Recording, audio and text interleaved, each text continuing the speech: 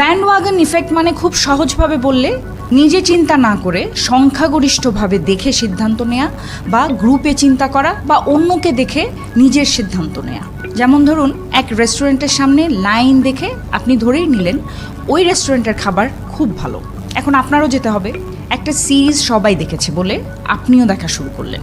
ব্যান্ডওয়াগন effect কথাটা এসছে রাজনৈতিক ভাষা থেকে। 19 শতকে মার্কিন রাজনীতিতে ব্যান্ডওয়াগনে চড়ে প্রচারণা চালাতো দলগুলো।